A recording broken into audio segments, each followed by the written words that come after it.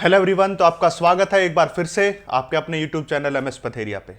तो आज हम जो पढ़ने जा रहे हैं वो लेक्चर नंबर 3 होगा 11th क्लास का। और इस लेक्चर में खास बात ये होगी कि हम कंप्लीट टॉपिक देखेंगे। ये सारे लेक्चर्स आपको वन शॉट की तरह मिल रहे हैं क्योंकि यूनिट नंबर फर्स्ट में कोई आपको ज्यादा सिलेबस नहीं आता, पर यहां से क्वेश्चन जरूर आता है। सिलेबस कम है, इसलिए एक से लेके दो क्वेश्चन जरूर इस टॉपिक से, इस यूनिट से आते हैं। और उसका फायदा यह हो जाता है बच्चों को कि यहां से जो आने वाला प्रश्न है वो बड़ा आसान होता है। मुश्किल प्रश्न यहां से नहीं आता है, इजी प्रश्न आता है। अगर वो इजी प्रश्न आ रहा है तो फायदा ये आसानी से आपको 4 से लेके 8 नंबर मिल जाते हैं। और साथ साथ जब आप किसी बोर्ड का एग्जाम देते हैं, सीबीएसई बोर्ड में बैठे हुए होते हैं, तो वहां पे भी यहां से क्वेश्चन जरूर आते हैं। वहां तो 5-5, 10-10 नंबर का डाल देते हैं। इसलिए तो हम दोनों तरीके से इसको हर लेवल से, हर पॉइंट से, हर चीज से देखेंगे। जो बच्चे नीट के लिए, आईआईटी के लिए देख रहे हैं, उनको ये फायदा बनेगा, उनके लिए ये बेनिफिट रहेगा कि अगर वो ये चीजें 1 पॉइंट सीख रहे हैं, बिल्कुल पॉइंट टू पॉइंट सीख रहे हैं, तो मान के चलिए आपका जो लेवल है इतना जबरदस्त हो जाएगा कि एग्जाम में बैठने के बाद आपके माइंड पे प्रेशर नहीं होगा। प्रेशर कब हटता है? जब आपकी प्रिपरेशन होती है। और जब आप फिजिक्स इस लेवल की पढ़ोगे जैसे मैं आपको पढ़ा रहा हूं, तो ऑटोमेटिक आपका प्रेशर जो है वो खत्म हो जाएगा। तो फिर आप जो है बेलगाम घोड़े की तरह दौड़ोगे, और उसके लिए आपको मेहनत करनी होती है। और मेहनत के लिए आपको कंप्लीट लेक्चर और कंप्लीट सीरीज देखनी है। 1-2 मिनट से आपको कोई नहीं सिखा सकता। ये मैं आपको पहले भी बोल चुका हूं और आज भी बोलता हूं। तो चलिए ज्यादा टाइम वेस्ट नहीं करते। क्वालिटी कंटेंट अच्छा है, इसलिए चैनल को शेयर कीजिए, सब्सक्राइब कीजिए, ताकि सभी तक ये पहुंच सके। बात करते हैं लीस्ट काउंट और सिग्निफिकेंट फिगर। हम देख चुके थे। एरर इन मेजरमेंट हम बाद में देखेंगे, इससे अगला लेक्चर है वो एरर पे लेके आएंगे। आज हमारा dimension of physical quantity, dimensional analysis and its application, ये टॉपिक रहेगा। यानी कि जितनी भी फिजिकल क्वांटिटी है उन सभी के डायमेंशन की बात हमें करनी है, और उनका एनालिसिस देखना है, और उनकी एप्लीकेशन देखनी। इन सभी के बारे में आज हम बात करेंगे वन बाय वन करके। तो चलिए सबसे पहले मैं आपको एक्सप्लेन करता हूं बेसिक्स। बेसिक का मतलब आपको पता होना चाहिए कि हम जो सीखने जा रहे हैं वो चीजें हैं क्या। सबसे पहली बात तो डायमेंशन क्या होते हैं। ठीक है, डायमेंशन क्या होते हैं, इसकी डेफिनेशन समझने से पहले मैं आपको बात बता दूं, थोड़ा सा आपको फोकस करना पड़ेगा।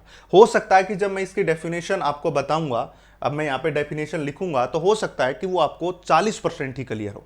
पर जैसे ही मैं 2-3 स्टेप आगे बढ़ूंगा तो ये डेफिनेशन 40 से एकदम 100% क्लियर हो जाएगी। मैं आपको वो पॉइंट भी बताऊंगा जब कहूंगा आप देखो आपकी जो डेफिनेशन है वो 100% क्लियर हो चुकी है। बेसिकली अगर हम डायमेंशन की बात करें तो डायमेंशन एक पावर होती है। पावर समझते हो? जैसे मैं लिख दूं 10 की पावर 5, तो ये जो 5 आपको दिखाई दे रहा है ना, इसी को डायमेंशन बोला गया। बस यहां पे फर्क क्या होगा? यहां पे फर्क ये होगा कि जो नीचे आपको ये क्वांटिटी है, ये कोई नंबर नहीं मिलेगा, ये एक फिजिकल क्वांटिटी मिलेगी। यहां लेंथ मिल सकती है क्योंकि लेंथ भी फिजिकल क्वांटिटी है। टाइम मिल सकता है, वेलोसिटी मिल सकती है, एक्सेलरेशन मिल सकती है, एनर्जी मिल सकती है, मास मिल सकता है, ऐसे कुछ भी मिल सकता है। और उसके ऊपर जो पावर है ना, उसी पावर को इन्होंने डायमेंशन बोला है। जैसे अब मैं सिंपली समझाऊं तो 10 की पावर 5 है, तो कोई कहे इसके डायमेंशन कितने, तो वो कहेगा जी इसके डायमेंशन है 5। और ये नीचे जो है ये क्या है? बेस क्वांटिटी है। ठीक है, ये क्या है? Base quantity. अब एक बच्चा कोई पहले आगे पढ़ा हुआ होगा, ये बोल सकता है कि जी बेस क्वांटिटी में तो ये तीनों नहीं आती है। पर कई बार क्या होता है, हम बेस को चेंज कर देते हैं। कई बार हम बेस को चेंज कर देते हैं, वो भी मैं सिखाऊंगा कैसे। तो मैं वहां तक की बात कर रहा हूं, दूरवर्ती बात कर रहा हूं। जैसे जैसे आगे चलोगे सब आ जाएगा। बेसिक से स्टार्ट करेंगे, बिल्कुल जीरो लेवल से लेके हीरो लेवल तक लेके जाएंगे। बस आपका दिमाग जो है वो बिल्कुल अंदर से प्रफुल्लित होगा। दिमाग आपका जो है जवाब देना शुरू करेगा कि हाँ ये चीज ये है। तो उसके लिए आपका फोकस और ध्यान यहां पे होना चाहिए। तो हम क्या लिखेंगे? दीज आर द पावर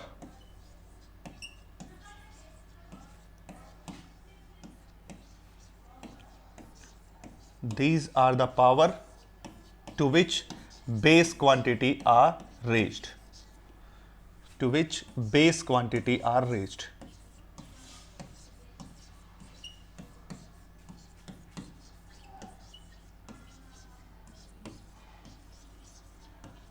जहां पे बेस क्वांटिटी क्या की जाती है, रेज की जाती है, जिसके ऊपर बेस क्वांटिटी के ऊपर जो पावर आपको दिखाई दे रही है उसी को हम क्या कहते हैं, डायमेंशन कहते हैं। ठीक है, ये बातें समझने में थोड़ा सा आपको वक्त लगेगा। 2-3 डेफिनेशन जो मैं लिखवा रहा हूं, हो सकता है कि ये डेफिनेशन जो है आपको अभी थोड़ी सी विचलित करने वाली लगे, पर जैसे ही मैं इससे थोड़ा आगे बढ़ूंगा तो ये सारे के सारे आपके डाउट्स हैं एकदम से क्लियर होंगे, और जो 30-40% ये समझ में आई है वो सीधा 100% पे जाएगा। उसके लिए आपको थोड़ा सा एक बार संयम रखना होगा।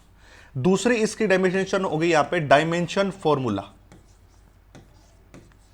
ये सब बातें न्यू कमर्स के लिए भी हैं भैया। जो बच्चा आज 11th क्लास में हुआ और स्टार्टिंग से नीट आईआईटी के लिए देख रहा है, तो उनके लिए भी ये बातें हैं। और मैं विशेष ये ध्यान रखता हूं कि प्रत्येक वर्ग का बच्चा यहां कवर हो जाए, जो किसी एग्जाम की प्रिपरेशन कर रहा हो उसको कोई प्रॉब्लम ना हो। ठीक है, तो डायमेंशन फॉर्मूले की बात करेंगे तो हम कहेंगे expression of physical quantity.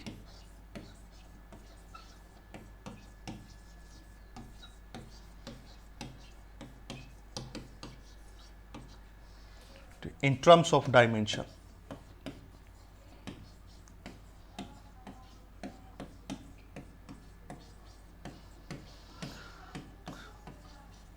In terms of dimension. अब ये डेफिनेशन भी आप होल्ड करके रखो, लिखते रहो। 1 मिनट 2 मिनट का मैंने आपसे टाइम मांगा। Expression of physical quantity in terms of dimension is called dimension formula. क्योंकि कई बार एग्जाम के अंदर जो बच्चे बोर्ड के लिए तैयार हो रहे हैं तो उनके लिए भी ये पूछ लिया जाता, और जो नॉन कोच मतलब जो कोचिंग के लिए हैं डायरेक्टली यहां पे केवल जिनको ये करना है जी हमें ये क्यों पढ़ाया जा रहा है, मैं आपको एक बात फिर से बता रहा हूं। आजकल जो एग्जाम में क्वेश्चन आ रहे हैं, अब की बार भी बहुत सारे क्वेश्चन 10 to 15 क्वेश्चन ऐसे जो थ्योरेटिकल पार्ट से आए, इसलिए मैंने एनसीईआरटी को भी साथ साथ कवर किया, खींच के लेके आया उसके अंदर से पॉइंट, इसलिए ये बातें जरूरी है आपको जानना, इस आपके लिए भी। और तीसरी टर्म यहां पे होती है dimensional equation.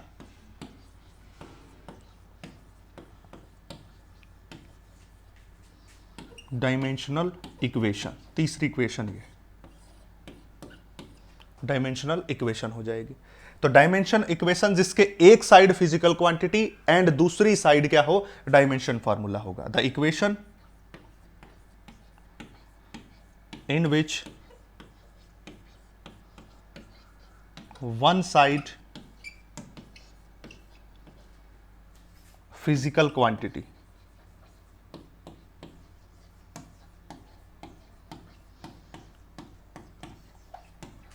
and another side is dimension formula।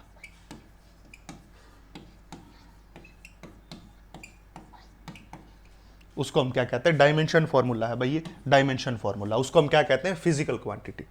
अभी तक जो हमने डिस्कशन किया है वो 3 पॉइंट्स का डिस्कशन किया है, और उन तीनों पॉइंट में सबसे पहले आता है डायमेंशन। डायमेंशन का मतलब पावर होती है। बेसिकली डायमेंशन क्या होती है, पावर, जो बेस क्वांटिटी के ऊपर रेज की जाती है, ऊपर लगाई जाती है। दूसरा है dimensional formula. Dimensional formula expression है किसी भी फिजिकल क्वांटिटी का इन टर्म्स ऑफ डायमेंशन, उसको हम क्या कहते हैं, डायमेंशनल फॉर्मूला कहते हैं। और डायमेंशनल इक्वेशन कौन सी बन गई, जिसके एक साइड में फिजिकल क्वांटिटी और दूसरे साइड में डायमेंशन फॉर्मूला हो। तो ये 3 डेफिनेशन अभी तक हमने डिस्कस की है कि भाई डायमेंशन क्या होता है, डायमेंशन फॉर्मूला क्या होता है, और डायमेंशनल इक्वेशन क्या होती है। इन तीनों को आपको 1 by 1 करके नोट कर लीजिए, स्क्रीनशॉट ले लीजिए। ठीक है, मैं आगे से हट जाता हूं। इसके बाद अब आपको जो मैं चीज सिखाने वाला हूं उससे ये सारी बातें एकदम से क्लियर हो जाएंगी एक झटके में। तो चलिए, यहां पे मैं आपको सिखाऊंगा, सबसे पहले तो आपको लिखना सिखाऊंगा मैं डायमेंशन कैसे लिखते हैं। तो सबसे पहले होगी फंडामेंटल क्वांटिटी, सभी को पता है, मालूम है, फंडामेंटल क्वांटिटी। ठीक है, और ये फंडामेंटल क्वांटिटी आपके लिए नई नहीं है, मैं आपको बता दूं, ये आपको पहले ही सिखा चुका हूं भाई। जो आपको पहले लेक्चर्स मैंने दिए थे, उस लेक्चर्स में आपको फंडामेंटल यूनिट में फंडामेंटल क्वांटिटी बताई थी, वही सेम 7 यहां पे आएंगी, वही सेम, जहां पे आपको 7 फंडामेंटल बताई थी और 2 सप्लीमेंट्री बताई थी, एंगल और जो है सॉलिड एंगल। ये 2 बातें मैं आपको पहले ही बता चुका हूं, इसलिए ये आपके लिए नई चीज नहीं है। और यहां पे क्या हो जाएगा, डायमेंशनल फॉर्मूला हो जाएगा। ठीक है, डायमेंशनल फॉर्मूला हो जाएगा। तो सारी बातें आपको पहले ही क्लियर हो चुकी हैं, इसलिए आपको बार बार इन चीजों पे स्ट्रेस ज्यादा देना नहीं पड़ेगा, अब ज्यादा प्रॉब्लम नहीं होगी। जैसे आपको याद होनी चाहिए कि 7 फंडामेंटल क्वांटिटी में सबसे पहली लेंथ, दूसरा था हमारे पास मास, तीसरा हमारे पास टाइम, चौथा हमारे पास टेम्परेचर, पांचवा हमारे पास करंट, छठा हमारे पास लुमिनस इंटेंसिटी,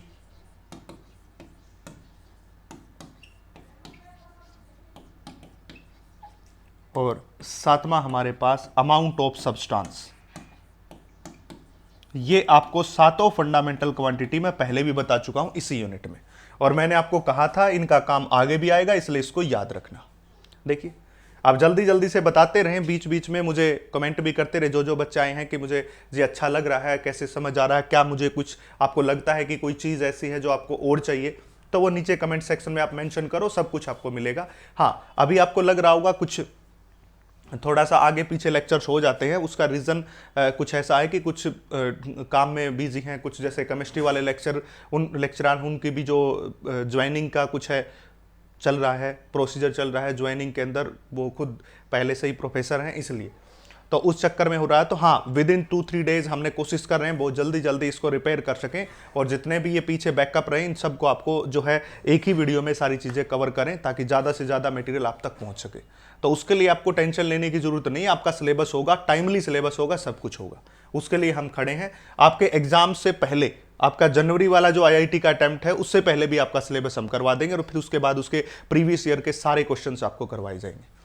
तो ये क्या हो गया, अमाउंट ऑफ सब्सटेंस। तो ये 7 फंडामेंटल क्वांटिटी जो पहले से ही बता चुके हैं, जिसमें length, mass, time, temperature, current, luminous intensity और अमाउंट ऑफ सब्सटेंस। अब क्या होता है, डायमेंशन फार्मूला जो लेंथ का होगा ना, वो लेंथ का डायमेंशन फार्मूला होगा L, इस प्रकार, और ये ब्रैकेट आपको लगानी है। अब लेंथ के ऊपर 1 पावर, इसलिए हम क्या लिखेंगे, L पावर 1, ठीक है। इसी प्रकार मास के पहले अक्षर को उठा लिया, इसका डायमेंशन फार्मूला लिख दिया M, और इसके ऊपर पावर 1। ये ब्रैकेट जब आपको दिख जाए तो इसका मतलब समझ जाना हम किसकी बात कर रहे हैं, डायमेंशन फार्मूले की बात कर रहे हैं। तीसरा है टाइम, टाइम के T को उठा लिया, इस प्रकार हो गया। चौथा है टेम्परेचर, अब टेम्परेचर के T को नहीं उठा सकते, क्यों, टाइम का T उठा लिया और टेम्परेचर के लिए भी T लिखेंगे तो दोनों का डायमेंशन फार्मूला क्या हो जाएगा, सेम हो जाएगा। इसलिए हमें मालूम है कि टेम्परेचर की जो यूनिट है वो केल्विन होती है, तो हमने क्या उठा लिया, K उठा लिया,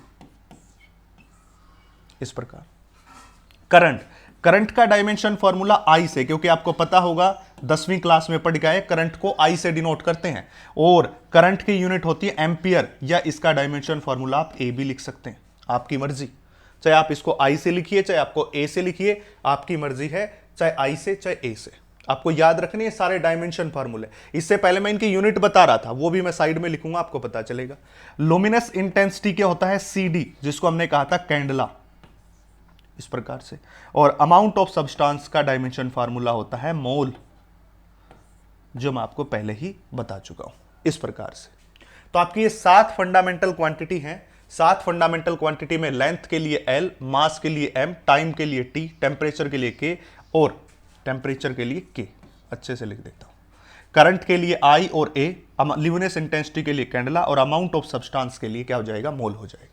तो ये सातों फिजिकल क्वांटिटी और इनके डायमेंशन फार्मूले अगर आपको पता है तो आप मान के चलिए आप दुनिया का कोई भी डायमेंशन फार्मूला लिख सकते हैं, कोई भी डायमेंशन फार्मूला आप लिख सकते हो, पर बशर्ते आपको ये 7 फिजिकल क्वांटिटी और इनका डायमेंशन फार्मूला पता होना चाहिए। इनका डायमेंशन फार्मूला बिल्कुल आपके कंठ में होना चाहिए, कंठस्थ होना चाहिए। ये मैं आपको पहले ही बता रहा हूं, ये है फंडामेंटल क्वांटिटी। और इन्हीं फंडामेंटल क्वांटिटी की मैंने आपको यूनिट भी लिखवाई थी, याद हो तो। मैंने कहा था लेंथ की यूनिट होती है मीटर, इसको M से डिनोट करते हैं, कैपिटल M से, ठीक है। मास की यूनिट होती है किलोग्राम, उसको केजी से डिनोट करते हैं। टाइम की यूनिट होती है सेकंड, उसको सेकंड से डिनोट करते हैं। और टेम्परेचर की यूनिट होती है केल्विन, उसको K से लिखते हैं। करंट की यूनिट होती है एम्पियर, उसको A से लिखते हैं। लुमिनस इंटेंसिटी की यूनिट होती है कैंडला, उसको CD से लिखते हैं। और अमाउंट ऑफ सब्सटेंस की यूनिट होती है मोल, उसको MOL से लिखते हैं। ये यूनिट मैं आपको पहले ही बता चुका हूं, जो पहले वाले लेक्चर देख रहे हैं, इसलिए कहा जिसको पूरी सीरीज एक साथ देख रहा है तो उसको प्रॉब्लम ही नहीं है, पहले ही पढ़ चुके हैं ये बातें, ठीक है। अब इसके बाद देखो क्लियर करता हूं सारी बातें। हमने यहां पे क्या लिखा, सिर्फ एक एग्जांपल उठाता हूं, लेंथ इज इक्वल टू, इसका डायमेंशन फार्मूला क्या होगा, ऐसे, इस प्रकार से। सिर्फ इतना लिख रहा हूं मैं, और इसी को अब एक्सप्लेन करूंगा मैं। ये तीनों डेफिनेशन पे आ जाओ। मैंने यहां पे लिखा कि लेंथ इज इक्वल टू मैं L पावर 1, इस प्रकार से ये लिखा। अब आपको जो ये पावर 1 दिखाई दे रही है, ये कौन है? डायमेंशन। ये कौन है? Physical quantity. देखो ये कौन हो गई? Physical quantity. और ये कौन हो गया? Dimensional formula. जिसके एक तरफ फिजिकल क्वांटिटी, एक तरफ डायमेंशन फॉर्मूला हो, वो क्या बनाती है? डायमेंशनल इक्वेशन बनाती है। ये बात क्लियर होगी। दूसरा, डायमेंशन, इस फिजिकल क्वांटिटी को इसके डायमेंशन की टर्म में क्या कर दिया? एक्सप्रेस कर दिया, ये कर दिया। ये है फिजिकल क्वांटिटी, इसका एक्सप्रेशन ये रहा। तो ये जो एक्सप्रेशन है ये वाला, इसी को क्या कह दिया? डायमेंशनल फॉर्मूला कह दिया। एक्सप्रेशन हो गया ना इसका, इसकी टर्म में। ठीक है। तीसरा, डायमेंशन क्या होती है? इस लेंथ के ऊपर जो एक दिखाई दे रहा है, यही इसका क्या है? डायमेंशन है। अगर आपसे कोई पूछ ले कि लेंथ के डायमेंशन कितने, तो आप कहोगे जी 1। कोई आपको कह दे मास के डायमेंशन कितने हैं जी? 1। इस प्रकार आपको ऊपर पावर चेक करनी है, इसलिए तो मैंने लिखा dimension are the power to which base quantity are raised. Base quantity को ना लेंथ, और उसके ऊपर पावर जो है उसी को क्या बोला है? डायमेंशन बोला है। तो मैं पहले ही बता चुका था कि सारी बातें एक साथ क्लियर हो जाएंगी। आप 2 मिनट का वक्त मुझे दीजिए।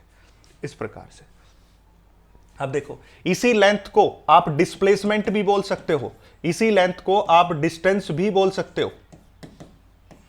कुछ भी वर्ड आ सकता है, डिस्प्लेसमेंट आ सकता है, डिस्टेंस आ सकता है, हाइट आ सकती है, ब्रेड्थ आ सकती है, विड्थ आ सकती है, पोजीशन आ सकता है। कोई भी रिलेटेड टू हो, वो सारी किस्में काउंट होती है लेंथ में। यानी कि जिसके यूनिट मीटर हो, अगर आपको वहां पर हो रहा है तो आप याद रखना, जिसकी यूनिट मीटर हो उन सभी के लिए डायमेंशन लेंथ का क्या रहेगा? L रहेगा। ठीक है। तो ये सारे क्या थे? फंडामेंटल थे भाई। ये सातों के सातों क्या थी? फंडामेंटल। और इसके बाद मैंने आपको डिराइव्ड क्वांटिटी भी वहां बताई थी। मैंने कहा था फंडामेंटल यूनिट और डिराइव्ड यूनिट। फंडामेंटल यूनिट कौन सी है? जो बेसिक है, जिसमें 7 आती है, length, mass, time, temperature, luminous intensity, amount of substance और करंट। इसके अलावा जितनी भी यूनिट बच गई, सभी की सभी कौन सी है? डिराइव्ड है भाई। अब एग्जांपल की बात करते हैं, वहां पे भी आपको एग्जांपल दिया था। जैसे मैं बात करता हूं वेलोसिटी की। ठीक है। अब वेलोसिटी का फार्मूला सभी को पता होना चाहिए। जब तक आपको फार्मूला नहीं पता, तब तक आप काम नहीं कर पाएंगे। तो velocity is displacement upon time. अब डिस्प्लेसमेंट किसके अंदर आती है? डिस्प्लेसमेंट तो लेंथ के अंदर आती है। आपके सामने लिखी हुई है सारी बातें, लेंथ के अंदर आती है। अब लेंथ जो है वो तो फंडामेंटल क्वांटिटी है, और जो टाइम है वो भी क्या है? फंडामेंटल क्वांटिटी है। इसका मतलब 2 फंडामेंटल क्वांटिटी मिलके और क्या बना दी? वेलोसिटी, जो कौन है? डिराइव्ड है। आप कहोगे जी आपको कैसे पता चला डिराइव्ड? क्वेश्चन आ सकता है आपके जहन में, ये क्वेश्चन बन सकता है कि वो आपको कैसे पता चला कि velocity is a derived quantity. तो आपको क्या करना है? आपको जस्ट एक काम करना है, जो भी क्वांटिटी लिखे उसमें इसमें चेक कर लो। अगर इन सातों में है तो वो फंडामेंटल है, अगर इन सातों में नहीं है तो वो क्या है? डिराइव्ड है। इसलिए वेलोसिटी भी क्या है? डिराइव्ड है। अब आगे देखो, डिस्प्लेसमेंट का डायमेंशन फार्मूला L, ये रहा L। और टाइम का डायमेंशन फार्मूला T, क्योंकि फंडामेंटल है, बेसिक है, ये रहा T। आपको पता होना चाहिए। इसको ऊपर लेके जाओ तो इसको लिखा जा सकता है L T-1, और इसको अब कर दो ब्रैकेट में बंद, L T-1। ये क्या आ गया? किसका आ गया? वेलोसिटी का आ गया। याद रख लो L T-1। हालांकि कोई जरूरी नहीं है, पर मैं इसलिए बोल रहा हूं क्योंकि अब जब आपको स्पीड से काम करना हो तो आप इसको याद रख लो। इसी प्रकार स्पीड के लिए भी ले सकते हो, डिस्टेंस अपॉन टाइम सेम रहेगा, डायमेंशन फार्मूला चेंज नहीं होता। मैं आपको अगला कराता हूं एक्सेलरेशन का भाई, एक्सेलरेशन का। अब एक्सेलरेशन का डायमेंशन फार्मूला निकालने से पहले फार्मूला पता होना चाहिए कि वेलोसिटी बटे टाइम होता है। अब यहां पे एक बात कंपलसरी हो गई, जब भी मैं कोई काम कर रहा हूं तो आपके सामने एक प्रॉब्लम जरूर आती होगी, जो आ रही है बार बार। और वो प्रॉब्लम क्या आ रही है? वो प्रॉब्लम आ रही है उसका फार्मूला। जब तक फार्मूला नहीं पता, डायमेंशन फार्मूला नहीं आएगा। तो इसके लिए आपको चिंता करने की जरूरत नहीं है। स्टार्टिंग में आपको जो कुछ पता है 20-30 वो कर लीजिए। जैसे जैसे यूनिट नंबर 2 आएगी, 3 आएगी, 4th आएगी, 5th आएगी, 6th आएगी, 7th आएगी, 8th आएगी, 9th आएगी, 10th आएगी, तो सारी यूनिट आएंगी, तो सारे के फार्मूले भी आपको याद करने पड़ेंगे, क्योंकि याद नहीं करोगे तो फिर कैसे काम चलेगा। तो जैसे जैसे आगे बढ़ोगे वैसे वैसे आपका जो है फार्मूलों का जो दिमाग में, माइंड में क्वेश्चन था वो बढ़ता जाएगा। ज्यादा फार्मूले याद होंगे, और फार्मूले याद होते ही आप डायमेंशन फार्मूला आसानी से निकाल सकते हो। तो अब कुछ बेसिक जो आपको पहले से पता है उनका आपको निकालना सिखा देता हूं, जो आपको पहले से 9वीं 10वीं 7वीं 8वीं से आप जानते हो। और जो बच्चे ड्रॉपर में वो तो पहले से बहुत सारे पता ही होंगे उनको, वो तो कर ही सकते हैं। वेलोसिटी, अब देखिए वेलोसिटी, अगर हम बात करते हैं वेलोसिटी की, तो वेलोसिटी का डायमेंशन फार्मूला तो ऊपर निकाला है, ये रहा। तो यहां लिखेंगे L T-1, और भाग में क्या कर देंगे? T कर देंगे। इसकी पावर 1, ये ऊपर जाएगा तो फिर से माइनस का, तो एक माइनस का ये, एक माइनस का ये, दो माइनस का हो जाएगा, तो एल टी माइनस 2, फिर से इसको किस में बंद कर दो, ब्रैकेट में। ये दूसरा फार्मूला होगा किसका, एक्सेलरेशन का। तो पहला फार्मूला वेलोसिटी का, दूसरा एक्सेलरेशन का। अगर कोई बच्चा कहता है कि जी मुझे नहीं पता वेलोसिटी, तो पहले वेलोसिटी का निकाल लो फिर रख लो इसमें, तो यही बात है। इससे आगे हम बढ़ेंगे, अगला फार्मूला जो मैं आपको सिखाऊंगा तीसरा, वो सिखाऊंगा मैं फोर्स का। अब फोर्स किसके बराबर होता है, मास इंटू एक्सेलरेशन। पढ़ के आए हो न्यूटन्स के सेकंड लॉ से, सारे बच्चे इन बातों को पढ़ के आए हैं। जो जो चीज तुम पढ़ के आए हो उन्हीं के फार्मूले मैं आपको बता रहा हूं। अब मास तो बेसिक और फंडामेंटल क्वांटिटी, अब आपको याद रखना, बार बार ये चीजें मैं आपको नहीं बताऊंगा क्योंकि मास फंडामेंटल और बेसिक में आती है, इसलिए इसका डायमेंशन फार्मूला m। एक्सेलरेशन का डायमेंशन फार्मूला अभी भी सिखाया, एल टी माइनस 2। किसी को नहीं आता तो डिराइव कीजिए, नहीं तो मैं कहता हूं कुछ बेसिक फार्मूले जो आप याद ही रख लीजिए। उसका रीजन ये होता है क्योंकि आपका काम स्पीड से बनेगा। तो ये बन गया, देखिए एल टी माइनस 2 इस प्रकार से। अब अगली बात करते हैं पॉइंट नंबर 4। चौथे पॉइंट में अगर हम बात करें वर्क डन की, वर्क डन। अब वर्क डन का फार्मूला पता होना चाहिए कि दैट इज फोर्स गुणा में डिस्प्लेसमेंट। ये फार्मूला होता है, पढ़ाया जाता, बहुत बार आया भी है, पढ़ाया भी गया, फोर्स गुणा में डिस्प्लेसमेंट। अब फोर्स का डायमेंशन फार्मूला तो ऊपर है, that is M L T minus 2, ये रहा। और डिस्प्लेसमेंट का डायमेंशन फार्मूला ये रहा, एक एल पावर 1 ये और एक एल पावर 1 ये, दोनों मिलेंगे क्या होगा, एल का स्क्वायर। तो क्या बनेगा, M L square T minus 2, इस प्रकार से होगा। तो ये किसका होगा, वर्क डन का। अगर आपको कोई कह दे वॉल्यूम का डायमेंशन फॉर्मूला बताइए, तो वॉल्यूम क्या होता है, लेंथ गुणा में ब्रेड्थ गुणा में हाइट। अगर वो क्यूब होगा तो वो क्या बन जाएगा, लेंथ गुणा में लेंथ गुणा में लेंथ। ठीक है, तो इसका भी डायमेंशन फॉर्मूला एल, इसका भी एल, इसका भी एल, तो क्या बन गया, एल क्यूब। सिमिलरली यहां पे भी एल क्यूब।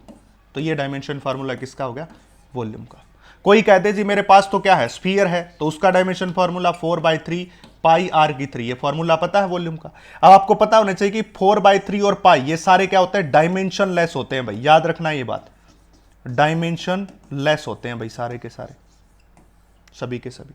आपको कोई नंबर दिख जाए, आपको पाई दिख जाए, ये सारे क्या होते हैं, डायमेंशन लेस होते हैं। नंबर भी और ऐसे पाई भी क्या होते हैं, डायमेंशन लेस होते हैं, ये आपको पता होनी चाहिए ये बात है।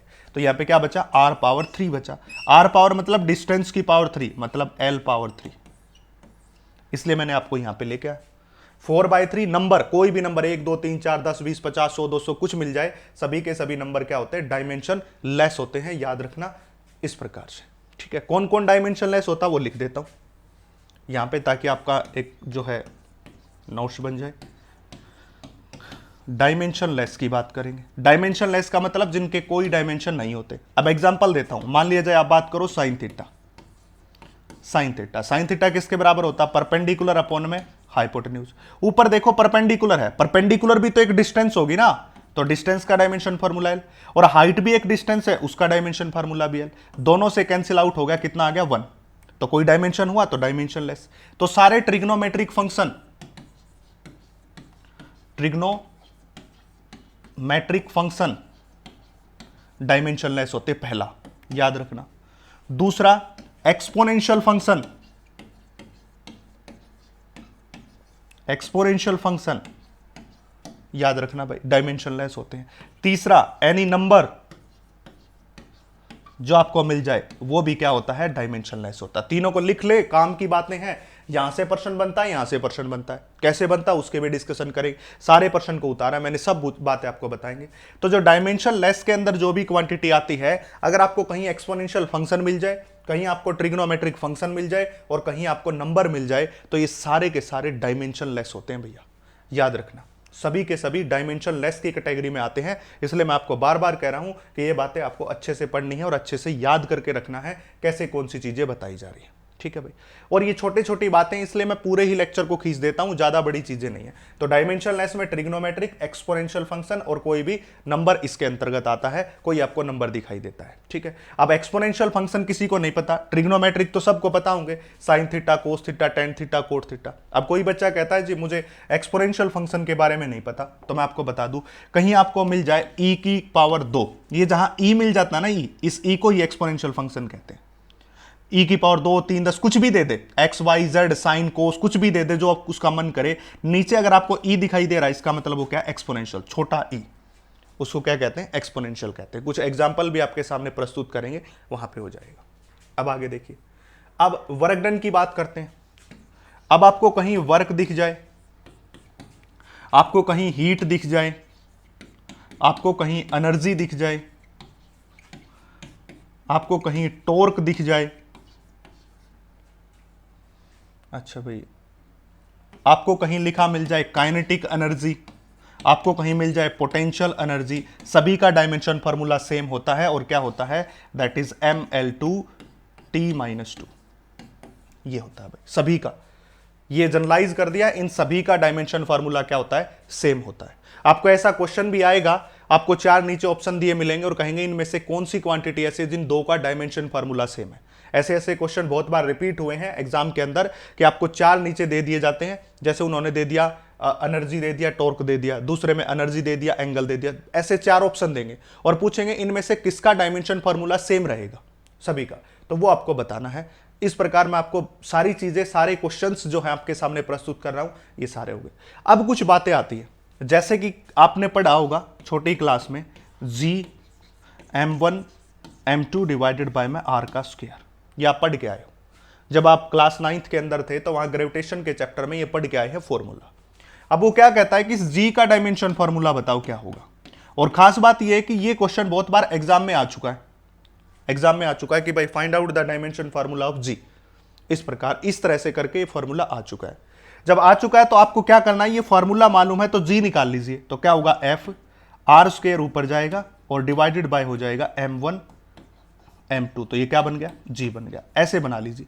पहले आपको फार्मूला पता होना चाहिए, अगर आपको फार्मूला नहीं पता तो फिर आप कैसे करोगे, नहीं कर सकते। इसलिए पहले फार्मूले को जानिए, पहले फार्मूला ये पता होना चाहिए। 9वीं क्लास में पढ़ा था, हालांकि अभी तक नहीं पढ़ा है जो न्यू कमर्स है, जो पहले वाले बच्चे उनको तो सबको पता ही होगा।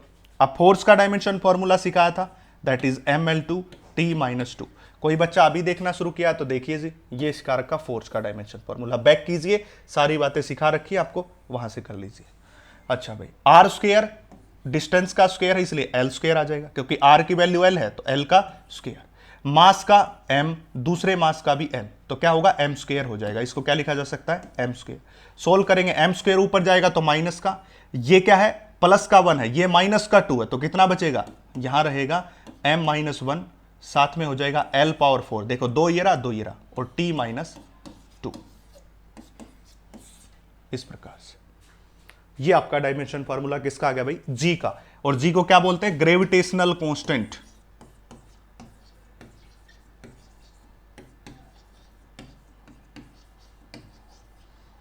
ग्रेविटेशनल कांस्टेंट, इस प्रकार से ये g का डायमेंशन फार्मूला आ गया, जिसको क्या बोला जाता है, ग्रेविटेशनल कांस्टेंट बोला जाता है। इसी प्रकार एक मैं फार्मूला आपको कराऊंगा, E इज इक्वल टू में h इंटू न्यू। यहां पे E तो है एनर्जी और न्यू यहां पे है फ्रीक्वेंसी,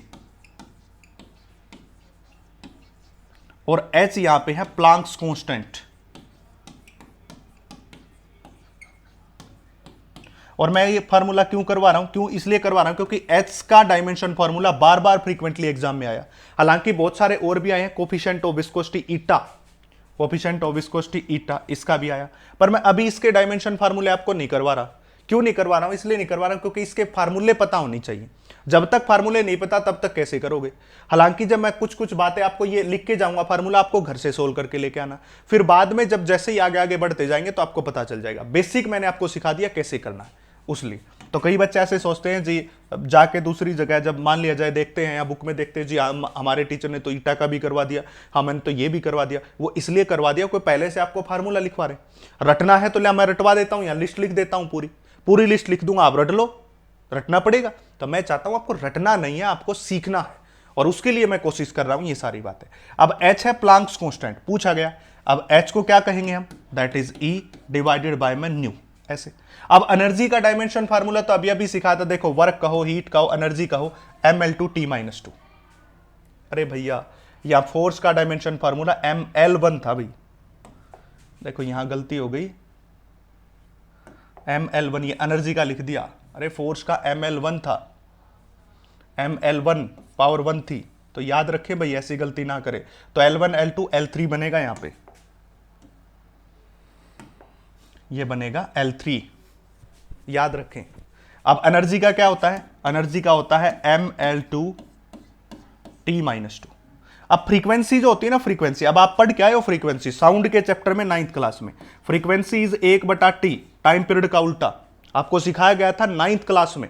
फ्रीक्वेंसी जो होती है 1/T होता है, याद रखना ये बात। तो इसका क्या होगा T-1, ये डायमेंशन फार्मूला। तो नीचे लिख दिया हमने क्या, T-1, ऊपर जाएगा तो प्लस का, तो ML2, ये माइनस जाके ऊपर प्लस का, ये -2 में से +1 गया, तो T-1,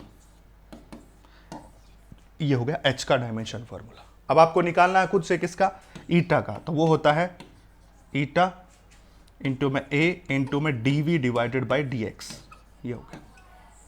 ये फोर्स है, सभी को पता है, ये एरिया है, ये वेलोसिटी है, और ये डिस्टेंस है। मैं लिख देता हूं यहां पे सारी बातें इस प्रकार से। अब आपको ईटा का निकाल के नीचे कमेंट सेक्शन में मेंशन कर दीजिए कि ईटा का डायमेंशन फार्मूला ये आएगा। अब अगली बात करते हैं प्रेशर की। प्रेशर होता है क्या, फोर्स अपॉन में एरिया, पता होना चाहिए। प्रेशर का फार्मूला पता होना चाहिए, फोर्स अपॉन एरिया। फोर्स क्या होता है, उसका डायमेंशन फार्मूला ML-T-2। एरिया का डायमेंशन फार्मूला L², अरे लेंथ गुणा में ब्रेड्थ, सिंपल से निकालो। 2 प्लस का ऊपर जाके माइनस का, तो क्या होगा ML-1 और T-2, that is the formula of pressure.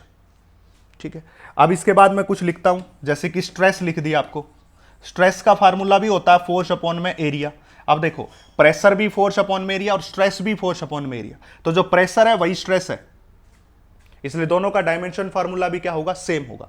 जो प्रेशर है वही क्या है, स्ट्रेस है, इसलिए दोनों का डायमेंशन फार्मूला क्या होता है, सेम। याद रखना, क्वेश्चन पूछा गया है, एग्जाम में आया हुआ है, नीचे क्वांटिटी दे रखी थी कि दिए गई क्वांटिटी में से किन का डायमेंशन फार्मूला सेम है, तो आपको पता होना चाहिए कि प्रेशर और स्ट्रेस दोनों का डायमेंशन फार्मूला क्या आता है, सेम आता है, इसलिए।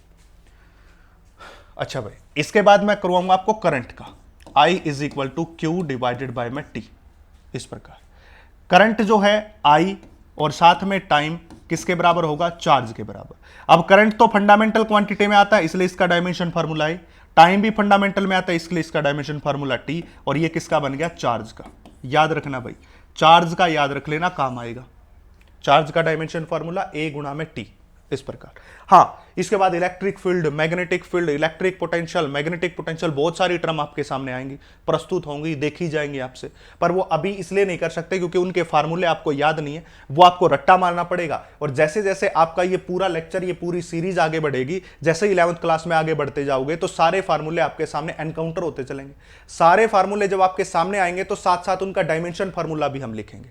इसलिए मैं यहाँ पे केवल इस पे ही थाम रहा हूं, आपको इतनी बातों पे थाम रहा हूं, और ये बातें बहुत ज्यादा हैं आपके लिए। ठीक है, हाँ, अगर आपको आगे करना तो आप लिस्ट दी हुई है, उसको सबको याद कीजिए, सभी को याद कीजिए, और याद करके उनके सामने जितने भी डायमेंशन फार्मूले निकालने की कोशिश कीजिए। जितने फार्मूले हो सके याद कीजिए, नहीं होंगे तो फिर साथ साथ हम आगे बढ़ेंगे, तब याद हो जाएंगे। अब हम क्या करेंगे, इसकी एप्लीकेशंस की बात करेंगे।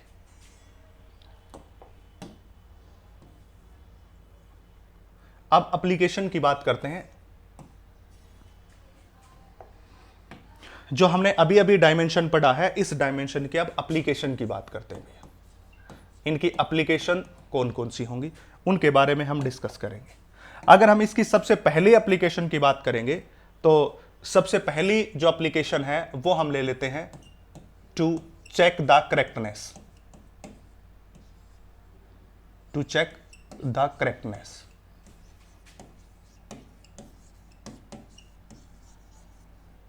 करेक्टनेस को चेक करना है ऑफ इक्वेशन। ये हमें चेक करके बताना है कि जो इक्वेशन है वो सही है या नहीं है। किसके बेस के ऊपर, डायमेंशन फॉर्मूले के ऊपर, बेस के ऊपर। हमें डायमेंशन फॉर्मूला बेस्ड के ऊपर हमें यह बात बतानी है कि गिवन जो इक्वेशन है वो करेक्ट है या वो गिवन इक्वेशन इनकरेक्ट है। केवल यही डिस्कशन हमें यहां पे करना है। तो उसके लिए सबसे पहले मैं आपको बताता हूं प्रिंसिपल ऑफ होमोजेनिटी।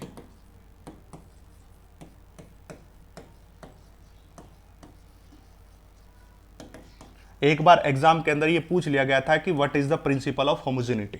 4 ऑप्शन नीचे दिए गया था, कंपीटिटिव एग्जाम के ही क्वेश्चन की बात कर रहा हूं मैं, और किसी चीज की बात नहीं कर रहा हूं। इसका कहना है कि एक साइड के जो भी इक्वेशन है सभी का डायमेंशन फॉर्मूला दूसरे साइड की इक्वेशन के बराबर होना चाहिए, यानी कि जो लेफ्ट हैंड साइड का डायमेंशन फॉर्मूला वो एग्जैक्टली राइट हैंड साइड के डायमेंशन फॉर्मूले के बराबर होना चाहिए। तो according to this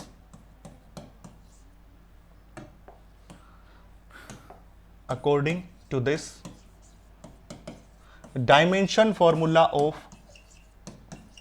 one side must be equal to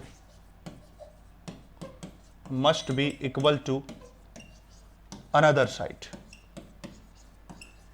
ये सिंपल सी डेफिनेशन मैंने आपको बता दी, एक साइड का डायमेंशन फॉर्मूला दूसरे साइड के डायमेंशन फॉर्मूले के बराबर होना चाहिए। ठीक, डायमेंशन फॉर्मूला पूरा लिखोगे, मैंने शॉर्ट में लिखा ताकि लंबा लेक्चर ना जाए, टाइम बचाने के लिए, नहीं आपको लिखना पूरा डायमेंशन फॉर्मूला। अब इसका एग्जांपल देते हैं, एग्जांपल के थ्रू होती है एप्लीकेशन। जैसे मैं एग्जांपल देता हूं, जो आपको वेल नोन इक्वेशन है v is equal to U plus में AT, 9th क्लास में पढ़ के आए हो आप, इसको कहते हैं equation of motion, v is equal to U plus AT। तो आपका मतलब क्या, सबसे पहले मैं सिखाने जा रहा हूं वो सीखिए। इस तरफ किसका डायमेंशन फार्मूला लिखेंगे, v का, आगे u का। अब केवल 2 साइन, एक प्लस का और एक माइनस का, ऐसा कोई रूल नहीं होता है, पर यह मैंने आपके लिए बनाया है ताकि आपको आसानी हो जाए। जब भी आप डायमेंशन फॉर्मूले का कोई भी क्वेश्चन सोल्व करो, वो आपको प्लस साइन मिल जाए या माइनस साइन मिल जाए, वो इक्वल टू के बराबर हो जाता है। यानी कि ये प्लस साइन है तो ये किसके बराबर होगा, equal to a into T. इस प्रकार से मैं फिर से एक बात बता रहा हूं, उसको ध्यान में रखो, ये कोई रूल नहीं है, पर मैंने आपके लिए इसलिए बना दिया ताकि आपको आसानी हो जाए। इस प्रकार से अगर आपको डायमेंशन फॉर्मूले में कहीं प्लस दिख जाए या कहीं माइनस दिख जाए, 2 टर्म, मल्टीप्लीकेशन और डिवीजन के लिए नहीं कह रहा हूं मैं, केवल प्लस साइन और माइनस साइन दिख रहा है तो उसको किस में बदल दो, इक्वल टू में बदल दो। तो मुझे यहां प्लस साइन दिखा, मैंने उसको इक्वल टू में बदल दिया, सारे क्वेश्चन बन जाएंगे आपके। अब वेलोसिटी का डायमेंशन फॉर्मूला क्या होता है, LT-1, आपको कराई गई बात है LT-1। ठीक है, नहीं पता तो एक बच्चा मैं बता देता हूं, डिस्प्लेसमेंट अपॉन में टाइम, डिस्प्लेसमेंट का L और टाइम का T, ऊपर जाएगा तो किस में कन्वर्ट हो जाएगा, LT-1। आपको पता है ये फाइनल वेलोसिटी होती है, इनिशियल वेलोसिटी होती है, बताया गया फार्मूला 9th क्लास में। तो इज इक्वल टू, इसका डायमेंशन फार्मूला भी LT-1, क्योंकि ये भी क्या है, वेलोसिटी तो है। इज इक्वल टू, ये आपको पता है ये कौन होती है, एक्सेलरेशन होती है, और एक्सेलरेशन का डायमेंशन फार्मूला LT-2 है। किसी को नहीं पता तो आप क्या कीजिए, वेलोसिटी बटे टाइम कीजिए। वेलोसिटी का डायमेंशन फार्मूला क्या है, LT-1 और बटे में T प्लस 1, ऊपर जाएगा तो माइनस का हो जाएगा और ये डायमेंशन फार्मूला बन जाएगा। साथ में इसके कौन है, टाइम, तो टाइम का डायमेंशन फार्मूला क्या, T पावर 1। अब देखो ये क्या रहा, LT-1 इज इक्वल टू, ये भी क्या रहा, LT-1 is equal to T-2 में से प्लस 1 गया, ये भी कितना हो गया, LT-1। तो ये इक्वेशन डायमेंशनली करेक्ट है। क्यों, क्योंकि एक साइड के सारे डायमेंशन फॉर्मूले इक्वल है, दूसरी साइड के सारे डायमेंशन फॉर्मूले, देखिए इसका भी वही है, इसका भी वही और इस पूरी का भी वही है, इसलिए क्या है, डायमेंशनली करेक्ट है। डायमेंशनली क्या है, करेक्ट है, इसलिए कहता हूं डायमेंशनली करेक्ट। समझ आई? अगर ऐसा नहीं होता, ये इक्वल नहीं होते, तो वो डायमेंशनली इनकरेक्ट होती भैया, ये बात याद रखना। ठीक, तो ये ऐसे ऐसे क्वेश्चन आपके सामने एनकाउंटर होंगे, ऐसे ऐसे क्वेश्चन आपसे पूछे जाएंगे, और इसलिए मैं बार बार कह रहा हूं कि ऐसे ऐसे क्वेश्चन आपको अच्छे से प्रिपेयर करने हैं। अब इसके ऊपर एग्जाम्पल की बात करते हैं। जैसे आपको मिल जाए P इज इक्वल टू में AX प्लस में BT का स्क्वायर, ठीक है, और कहेगा फाइंड आउट, ऐसा क्वेश्चन आएगा, find out dimension formula of A and B, A और B का डायमेंशन फॉर्मूला, इस तरह की इक्वेशन आ जाएगी। और कहेगा, दे भी देगा, ये प्रेशर है, आपको बताएगा ये प्रेशर है, और X यहां पे है डिस्टेंस, ऐसा बोल देगा, और T यहां पे है टाइम। ये आपको सब देके पूछेगा कि आपसे पूछेगा कि डायमेंशन फॉर्मूला बताइए A का और B का, इस प्रकार से। तो अब आपको करना क्या, सबसे पहले तो आपको इस इक्वेशन को इस तरह की इक्वेशन बनाना है प्रिंसिपल ऑफ होमोजेनिटी के अकॉर्डिंग। कैसे बनाओगे, उसका कहना है that is pressure is equal to में AX, और जहां आपको प्लस या माइनस साइन दिखाई दे जाए उसकी जगह क्या लगा दो, इक्वल टू BT का स्क्वायर। ठीक है, अब प्रेशर का डायमेंशन फार्मूला अभी आपको सिखाया था, प्रेशर का dimension formula force upon area होता है, बताया था। फोर्स का ml(t-2), एरिया का l², तो क्या बना था, ये बना था ml-1(t-2), याद रखना है, is equal to a into distance का l। अब उस अगले पार्ट को हटा दो 1 मिनट के लिए, उस पार्ट को हटा दीजिए 1 मिनट के लिए, क्योंकि हमें a का चाहिए और तीनों एक दूसरे के इक्वल है। तो देखिए l नीचे आएगा, 1 पावर l नीचे आएगा और फिर जाएगा ऊपर, तो क्या बन जाएगा ml-2t-2। ये किसका आ गया भाई, a का आ गया, a का बन गया। अब बात करते, अब इसको क्या करो, इसी को इसके बराबर रख दो। क्यों रखना है, क्योंकि तीनों इक्वल हैं भैया, और तीनों इक्वल है तो किसी को किसी के बराबर रख दो। तो ml-1t-2 is equal to b का, और t स्क्वायर को क्या रख दो, कैपिटल T स्क्वायर, क्योंकि आपको पता है टाइम का डायमेंशन फॉर्मूला t और उसका स्क्वायर। अब ये 2 प्लस का इस तरफ आके और ऊपर जाएगा तो क्या बनेगा ml-1t-4, that is dimension formula of b। इस तरीके से आपको निकालना। ये आपको एक झलक दे दी, क्वेश्चन आएंगे तो ऐसे आएंगे, क्वेश्चन आएंगे तो इस प्रकार से क्वेश्चन आएंगे, और ऐसे आपको सॉल्यूशन देना अगले को, जैसे सॉल्यूशन देना, जैसे बनाना, वो सारी बातें आपको बता दी।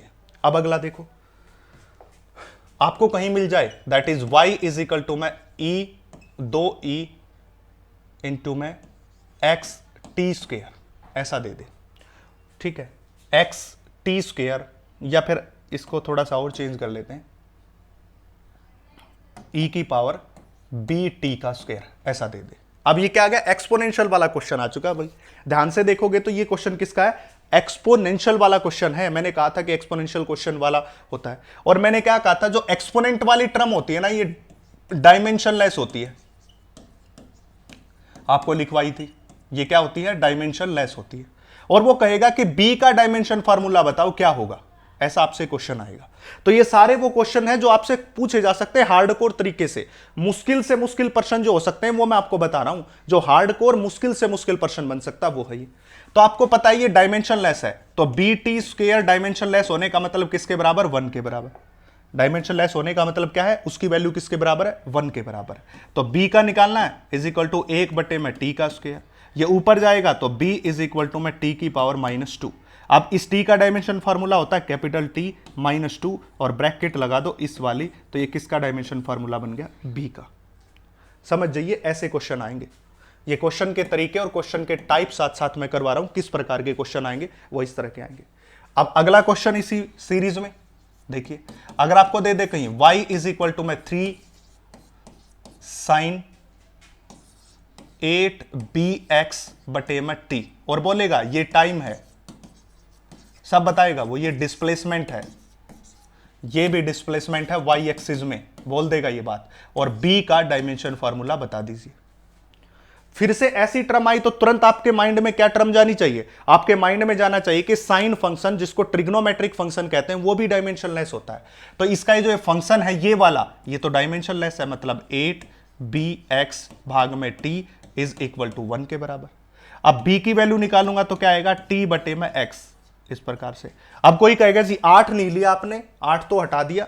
मैं आपको वो छोटी से छोटी बात, सब नहीं बताते, मैं छोटी से छोटी बात क्लियर कर रहा हूं। 8 इसलिए नहीं लिया क्योंकि 8 खुद डायमेंशनलेस है, एक नंबर है, लिखवाया था अभी, देखो पीछे जाके, एक नंबर है, और नंबर कभी भी डायमेंशन में नहीं आता। अब देखो t का डायमेंशन फॉर्मूला t, डिस्टेंस का डायमेंशन फॉर्मूला l, तो b का क्या हो जाएगा, that is t into l power -1, bracket में बंद कीजिए, इस प्रकार से। तो जितने टाइप के भी क्वेश्चन आ सकते हैं, कि मेरी कोशिश यही रहती है मैं हर टाइप का क्वेश्चन आपको बता सकूं, ताकि जो भी क्वेश्चन आपके क्वेश्चन पेपर में आएगा वो आपको आसानी से मिल सके, आप उसको आसानी से कर सको, और उसके बाद आपको कोई भी प्रॉब्लम यहां पे फेस ना हो। ये मेरी सारी कोशिशें रहती हैं। आपको एक एग्जाम्पल भी दे दिया, अब आपको अलग अलग इक्वेशन डिराइव भी करवा सकता है, वो किसी भी टाइप की इक्वेशन वो आपसे पूछ सकता है, और किसी भी टाइप की इक्वेशन आपसे डिराइव करवा सकता है। जैसे इसी के अनदर एग्जाम्पल दूं तो ऐसे भी बोल सकता है, दैट इज 3a की power ax square minus bt का स्क्वायर, ठीक है, ax square minus bt square. अब क्या कहेगा, a एंड b के डायमेंशन फार्मूला निकाल दो। तो आपको वही दिखाना है कि ये एक्सपोनेंशियल फंक्शन इसलिए क्या है, डायमेंशनलेस है, that is ax square minus bt square is equal to 1। अब आपको पहले ही बताया था, डायमेंशन फार्मूला जब निकाल रहे हो, आपको कहीं प्लस या माइनस दिख जाए तो उसको आप किसके बराबर पुट कीजिए, इक्वल टू के बराबर पुट कीजिए, इज इक्वल टू 1।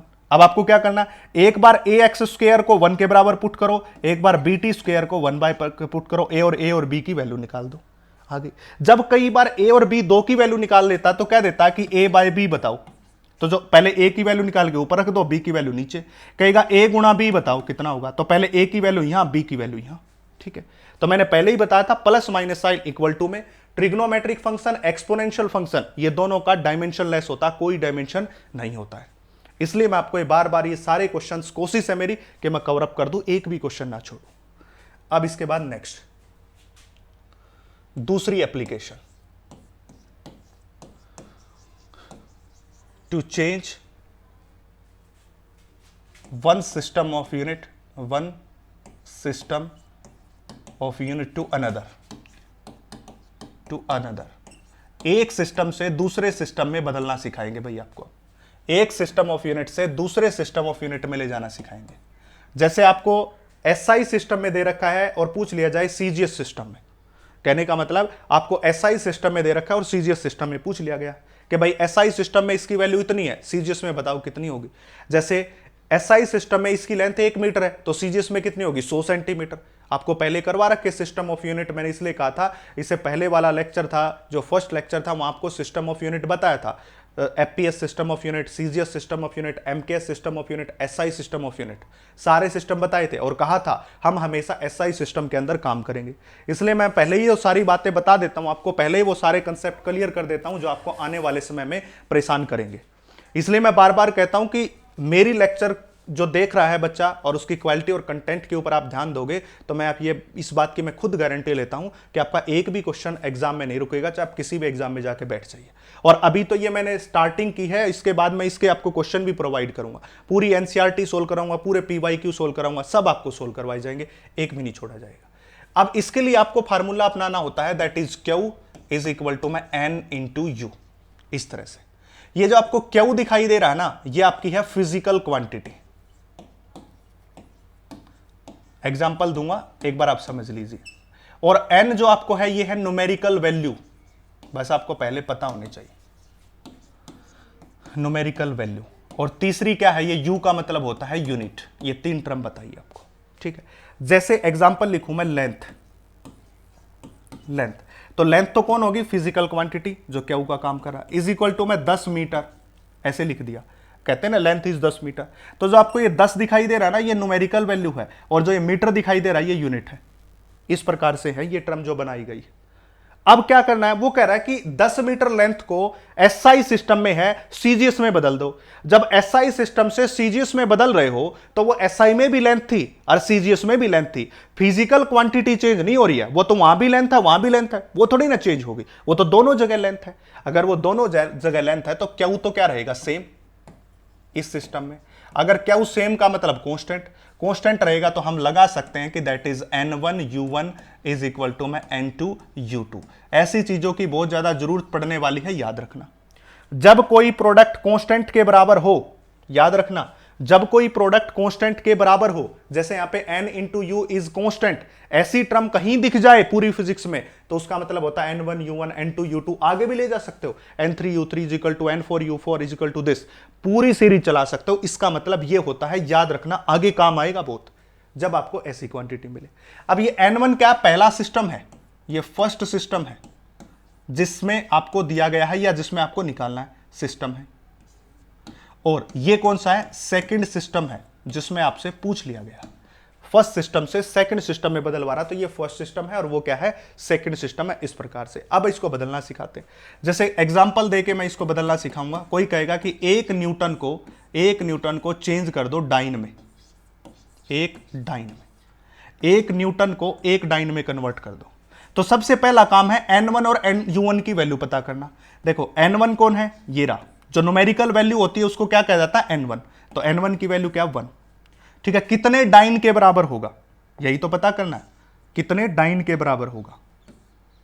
तो यहां पे n2 की वैल्यू नहीं दी हुई, तो उस n2 की वैल्यू को क्या करना है, पता करना है, ठीक है। n1 दे रखा है, n2 यानी कि n1 न्यूटन, 1 न्यूटन कितने डाइन के बराबर होता है, ये पता करना, हमें इस बात को मालूम करना है। अब देखिए आगे, अब दूसरी बात, डायमेंशन फॉर्मूला निकालो जो क्वांटिटी दे रखी है। उसका डायमेंशन फार्मूला। अब न्यूटन जो है किसकी यूनिट होती है? फोर्स की। पढ़ के आए हो आप? न्यूटन किसकी यूनिट होती है? फोर्स की। तो फोर्स का डायमेंशन फार्मूला लिखो, यहां लिख लिया ml t-2, ये रहा m की पावर 1, l की पावर 1 और t की पावर -2। दूसरा काम, ये दो काम हो गए। पहला काम क्या है? n1 और n2 पहचानना। दूसरा काम क्या है? डायमेंशन फार्मूला लिखना, जिस क्वांटिटी के बारे में बातें चल रही है वो, उस प्रकार से। ठीक है भैया। अब आप क्या कीजिए, आपके सामने n1 u1 n2 u2 है, तो आप क्या कर सकते हो? n1 u1 बटे में u2 इज इक्वल टू में किसके बराबर? n2 के बराबर होगा।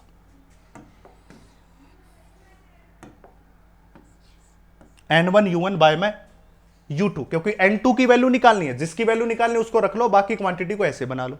बना लिया। अब आगे चलते हैं, देखिए ध्यान रखिए। ठीक है, n1, तो n1 रहेगा, ये रहा। ठीक है, अब बात करते हैं u1। u1 is the unit, किसकी यूनिट? फोर्स की unit. u1 is the unit, पर किसकी है? फोर्स की यूनिट है। ध्यान रखना ये बात। फोर्स की यूनिट में कौन आता? मास, लेंथ और टाइम। मास, लेंथ और टाइम आएगा। तो यहां पे क्या करना आपको? यहां पे करना m power a, l power b और t पावर c। ऐसा कर लीजिए। पहले जनरल फार्मूला बनाना सिखा रहा हूं, उसके बाद देखेंगे। ठीक है, बटे में u2 दूसरा सिस्टम है। यहां पे क्या आ गया था भाई? यहां पे आ गया था n1 u1 बटे u2 नीचे आएगा। u2 दूसरा सिस्टम है, तो ये होगा m1 l1 t1 पहला सिस्टम के लिए, फिर हो जाएगा m2 l2 t2 और इसकी पावर भी a b और c। इस प्रकार से ये किसके बराबर होगा भाई? n2 के बराबर। ये फार्मूला बन गया भाई। अब फिर से मैं समझा रहा हूं कैसे बनाया, कुछ बच्चे इस बात में पजल हो रहे होंगे। हमें निकालना था n2 निकालना था, तो n1 u1 बाय में u2 कर दिया। अब हमें यूनिट से पता चल गया वो किसकी यूनिट है। जैसे यहां न्यूटन था तो हमें पता चल गया ये फोर्स की यूनिट है, और फोर्स की यूनिट, उसका डायमेंशन फार्मूला लिख लो। डायमेंशन फार्मूले में कौन आया? m, l और t आया। तीन ही चीजें आई हैं, तो यहां लिखेंगे m, l और t। पहले सिस्टम के लिए m1 l1 t1, दूसरे सिस्टम के लिए m2 l2 t2। तो ऊपर m1 power a, l1 power b, t1 power c, तो m2 power a, l2 power b, t2 power c, वो किसके बराबर हो जाएगा? n2 के बराबर। ऐसे अब इसको सोल्व करते हैं हम इसको सोल्व करते हैं, तो यहां पे हो जाएगा n1। अब m1 पावर, देखिए m1 बाय m2, अब ऐसे लिख सकते हैं इसको, दैट इज m1 बटे में m2 और इस पूरे की पावर a, l1 बटे में l2 पूरी पावर b और t1 बटे में t2 पूरे की पावर c। ठीक है, पर हमें फोर्स का डायमेंशन फार्मूला पता है, ये रहा फोर्स का डायमेंशन।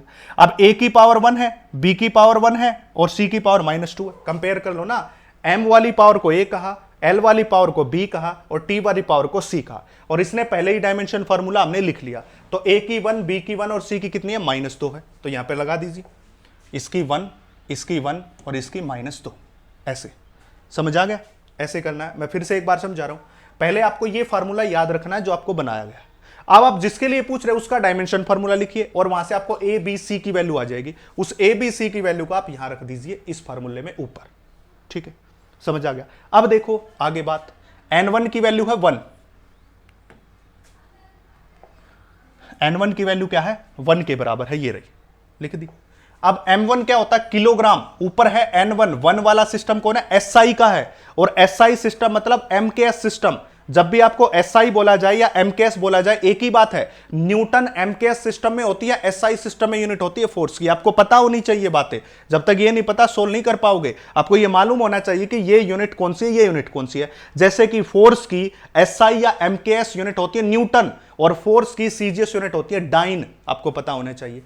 तो किलोग्राम, MKS का मतलब क्या होता है? मास इन किलोग्राम, यही तो होता है ना, mass in kilogram, length in metre, time in second, तो किलोग्राम। पर CGS सिस्टम में क्या होता है? ग्राम में। आपको पता होगा, पावर 1, ये पता होना चाहिए। पता ना, दो सिस्टम बताए थे आपको, फिर से एक बार रिमाइंड करा देता, MKS और CGS।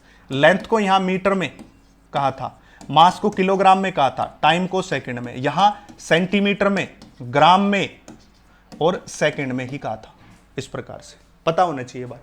अब बात करते हैं हम लेंथ की, L1 बाय L2 की बात करते हैं। लेंथ को MKS में कितना? 1 मीटर, और उसमें कितना? 1 सेंटीमीटर, और इसकी पावर भी 1।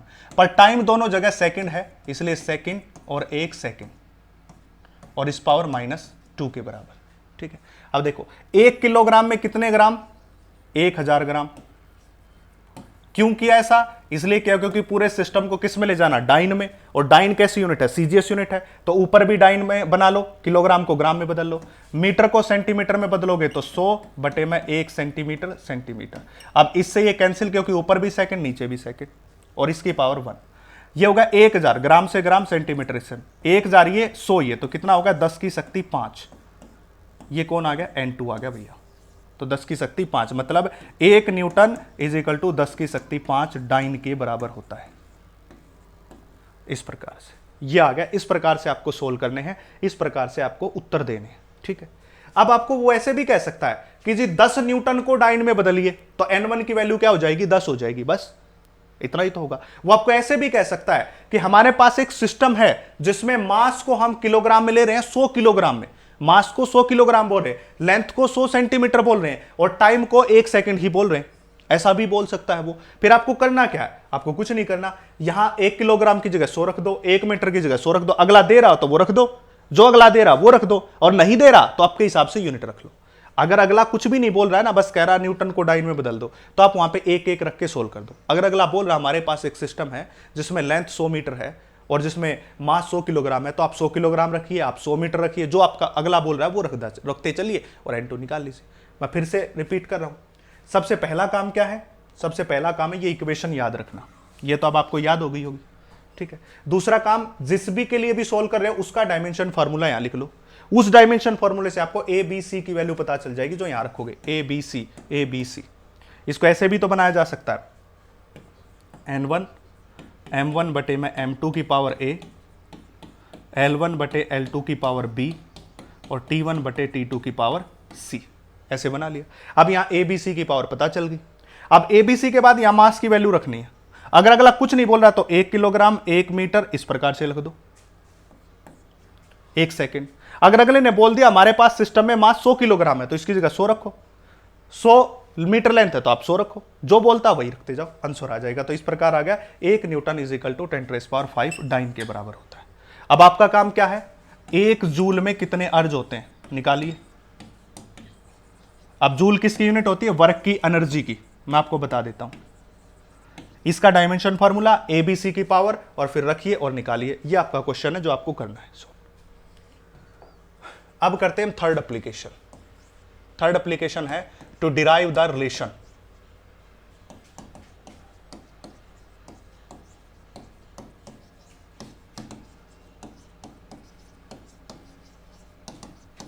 वेरियस क्वांटिटी, अलग अलग क्वांटिटी के बीच रिलेशनशिप को डिराइव कीजिए। यहां हमें अलग अलग क्वांटिटी दी जाएगी और उन सभी क्वांटिटीज को चेक करके हमें क्या करना है, रिलेशन को डिराइव करना भैया। अब हमारा काम हो गया क्या, रिलेशन को डिराइव करना अलग अलग क्वांटिटीज के बीच, ये काम हो गया। तो चलिए इसको सिखाते हैं हम कैसे करेंगे। इसमें क्या दिया मिलेगा, इसमें दिया मिलेगा, क्वेश्चन किस तरह से आएगा, गिवन दैट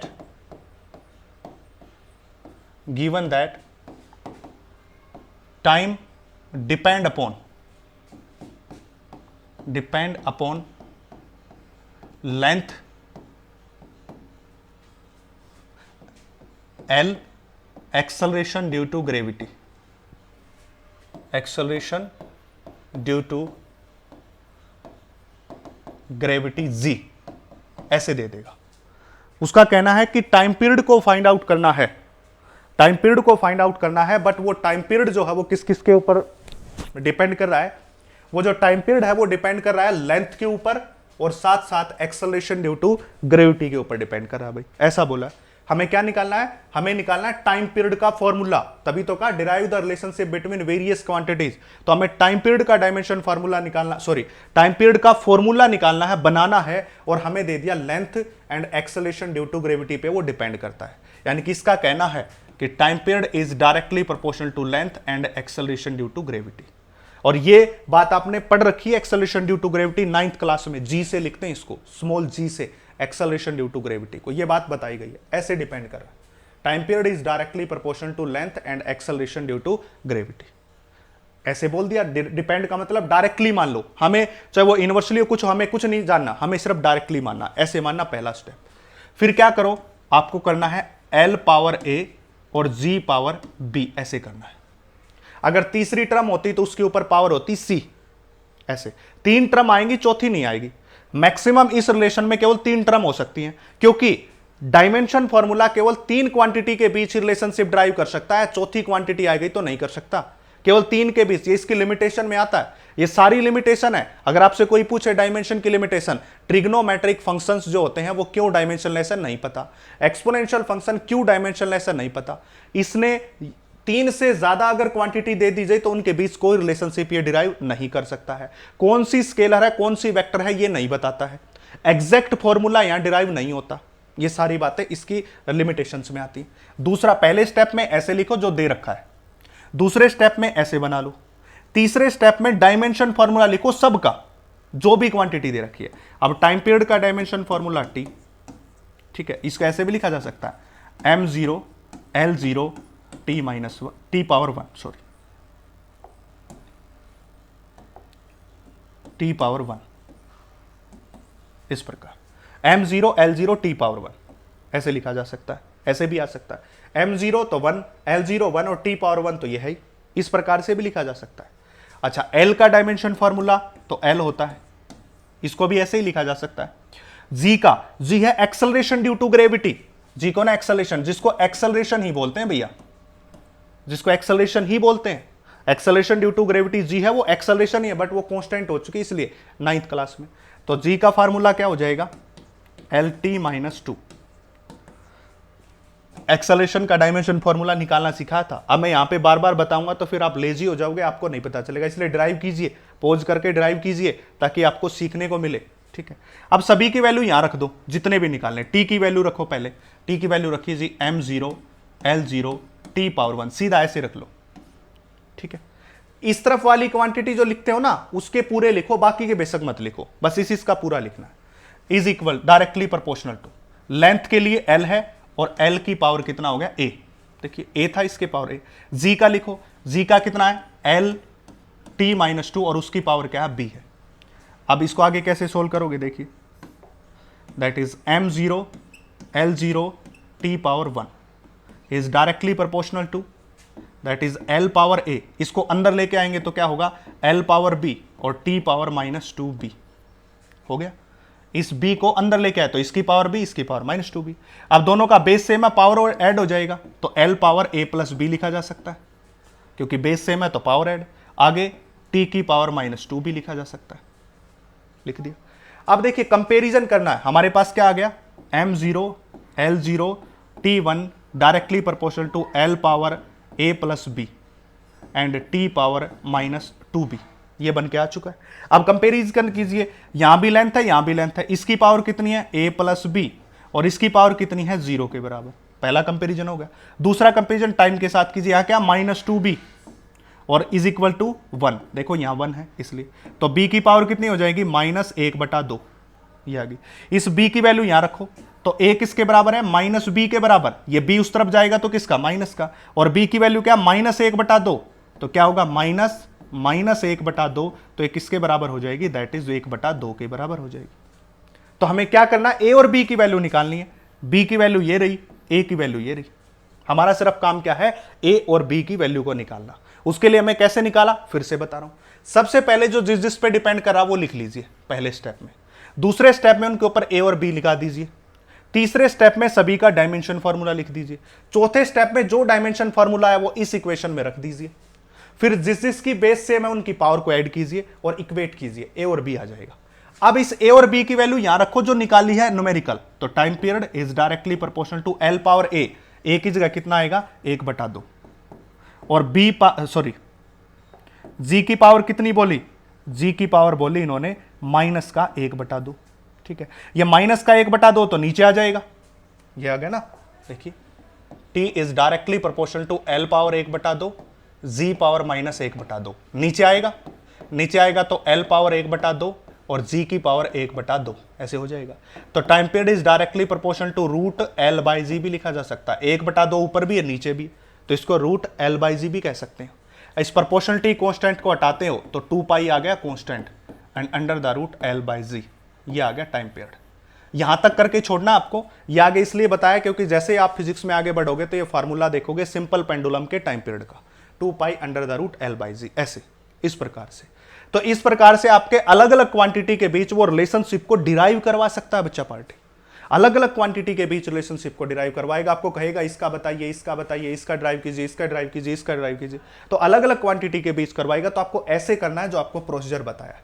पहले पॉइंट में इस प्रकार से लिखो, दूसरे में ए बी, तीसरे में सभी का डायमेंशन फॉर्मूला, जो लिखा वो यहां रख दो, फिर ए और बी की वैल्यू निकालो, उस वैल्यू को यहां रखो, अपने आप रिलेशनशिप आ जाएगा। ठीक है भाई। तो ये 3 एप्लीकेशन है।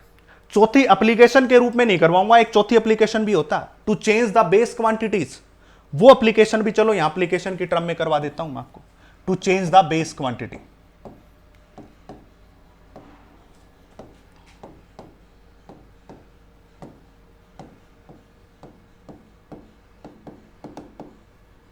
कहने का मतलब क्या है, बेस क्वांटिटी को ही चेंज कर दिया क्वेश्चन ने बोल दिया कि जो अभी तक आप करते आए हो, जो अभी तक आपने काम किए हैं, वहां पे 7 फंडामेंटल क्वांटिटी थी भैया। अभी तक जो आपने काम किया है वहां पे कितनी फंडामेंटल क्वांटिटी को माना है, 7 फंडामेंटल क्वांटिटी को। बट अब ये क्या कह रहा है कि हमने बेस क्वांटिटी को चेंज करना है। हम क्या कहेंगे, हम कहेंगे यहां पे कि जो हमारे पास फोर्स है, वेलोसिटी है, टाइम है, उसको फंडामेंटल यूनिट मानेंगे और डायमेंशन फॉर्मूला मास का बताना पड़ेगा। यानी कि हमने जो है वो फोर्स को, वेलोसिटी को और टाइम को, तीनों को फंडामेंटल मान लिया। ऐसे to change the base quantity का मतलब लेट करना है force, velocity and time are fundamental. बस यही फंडामेंटल हैं, फंडामेंटल फाइंड आउट, यही फंडामेंटल है, find out dimension formula of mass. क्या है देखिए, समझिए इस बात को। अभी तक जितनी भी हमने पढ़ा है, अभी तक जितना भी डायमेंशन फार्मूला पढ़ा है, उसमें क्या कहा गया, उसमें यह बात बोली गई कि length, mass, time, temperature, current, luminous intensity, amount of substance, ये 7 फंडामेंटल है अभी तक जो करके आए। पर अब इसने क्या कह दिया, हम फंडामेंटल की बेस क्वांटिटी को चेंज करेंगे। और यहां से क्वेश्चन बन के आया है बहुत बार एग्जाम के अंदर, बता रहा हूं मैं। नीट के एग्जाम में यहां से प्रश्न आया है, आईआईटी के एग्जाम में यहां से प्रश्न आया, मेंस में। इसलिए तो ये अब उसने क्या कहा, हम अपनी तरफ से मानते हैं कि अगर वो ना होकर के ये फंडामेंटल होती, 3, केवल दुनिया में 3 ही फंडामेंटल होते, ऐसा मान के, तो बताइए। तो फोर्स, तो सबसे पहले फोर्स का डायमेंशन फॉर्मूला लिखो, mL/T-2, यहां लिख लो। अब इसको सोल्व करने का तरीका, पहला पॉइंट, जो तरीका नंबर कैसे होता है, पहला पॉइंट स्टेप में जो दे रखा है सब का डायमेंशन फॉर्मूला लिखो यहां पे, जिसका निकालना है उसको छोड़ के। अब वेलोसिटी का दे रखा है, तो वेलोसिटी क्या होती है, LT-1 होती है। तीसरा टाइम है, तो टाइम का डायमेंशन फॉर्मूला T है। ठीक है। अब हमें जो नेक्स्ट फार्मूला आएगा ना, उसमें केवल 3 क्वांटिटी चाहिए, एक फोर्स, एक वेलोसिटी, एक टाइम। इसका मतलब ये है जो मास का डायमेंशन फार्मूला निकालेंगे ना, उसमें केवल 3 मिलने चाहिए, फोर्स, वेलोसिटी और टाइम। मास नहीं मिलना चाहिए और लेंथ नहीं मिलना चाहिए। मैं फिर से इस बात को एक्सप्लेन करता हूं ताकि आपको समझ आएगा तो आप कर पाओगे। अभी तक हमने फंडामेंटल मानी थी 7, और जब भी कोई डायमेंशन फार्मूला निकालते तो उन 7 की टर्म में निकालते हैं। आप कोई भी निकाल के देख लो। जैसे कि एग्जांपल देता हूं, यहां किसका लिखा मैंने, यहां लिखा है जी, ये देखो, ये लिखा टाइम को फंडामेंटल की टर्म में निकाला, एक्सेलरेशन को भी देखो L और T की टर्म में ले रहा हूं, सारी बातें ऐसे आ रही है। अब उसने चेंज कर लिया, उसने कहा हमारे पास नया सिस्टम है जिसमें फोर्स, वेलोसिटी और टाइम है केवल फंडामेंटल, तो जो फार्मूला आएगा वो भी इन तीनों की टर्म में आना चाहिए। तो हमें यहां पे कौन कौन रिमूव करना पड़ेगा, लेंथ को रिमूव करना पड़ेगा, क्योंकि लेंथ हमें नहीं चाहिए, मास हमें निकालना है। अगर मैं इसको डिवाइड कर दूं, सोचो ध्यान से माइंड लगा के, तो ये L से L कैंसिल हो रहा है, आसान हो गया। तो F भाग में V कितना होगा, दैट इज M, और T देखो -1 था तो ऊपर जाएगा प्लस का 1, -2 में से +1 गया तो -1, ये क्या आ गया, F/V। इस तरफ कौन बच गया, M और T-1। मास का तो हमें निकालना है, तो F भाग में V, जिसका निकालना उसको नीचे ले आओ, इज इक्वल टू में M हो गया। अब इसको सोल्व करके ऊपर ले जाओ, दैट इज F, ये V ऊपर जाएगा तो -1, ये T-1 ऊपर जाएगा तो +1, ये बन गया। देखो इस मास के डायमेंशन फार्मूले में कहीं आपको लेंथ नहीं दिखाई देगी, कहीं आपको मास नहीं दिखाई देगा, केवल F, V और T की टर्म में है। इसको कहते हैं टू चेंज बेस क्वांटिटीज। ऐसे क्वेश्चन पूछे गए हैं, ऐसे क्वेश्चन एग्जाम में आए हुए हैं, इसलिए मैं आपको कह रहा हूं ऐसे ऐसे क्वेश्चन आपको आएंगे। अब दूसरा दे सकता, कहता एनर्जी है, वेलोसिटी है, टाइम है जी, ये तीनों फंडामेंटल है, फाइंड आउट द इसका। तो पहले सभी के डायमेंशन फॉर्मूले लिख के, यही है इसका हीट एंड ट्रायल, सोचना पड़ेगा, बार बार सोचना पड़ेगा। आपको क्या करना है, जब भी ऐसा आए तो आपको यह कोशिश करनी है जो हमें नहीं चाहिए, जैसे हमें यहां पे लेंथ नहीं चाहिए थी, उसको उड़ाना है, चाहे डिवाइड करो चाहे मल्टीप्लाई करो, कुछ भी करो, उसको हटा दो वहां से, बस इतना काम करना है। ठीक है, अब इसके लिखते हैं लिमिटेशंस। इसकी लिमिटेशन क्या है? लिमिटेशन, पहली लिमिटेशन इसकी क्या है? It does not tell about scalar and vector quantity। कौन सी वेक्टर क्वांटिटी है, कौन सी स्केलर है, इसके बारे में ये नहीं बता पाया, इसके बारे में ये एक्सप्लेन नहीं कर सके, पहली। दूसरी इसकी लिमिटेशन, वाहे trigonometric function and exponential function are dimensionless. वो क्यों डायमेंशनलेस है उनके बारे में भी ये नहीं बता चुका, दूसरी इसकी लिमिटेशन। ठीक है, तीसरी limitation, it can not derive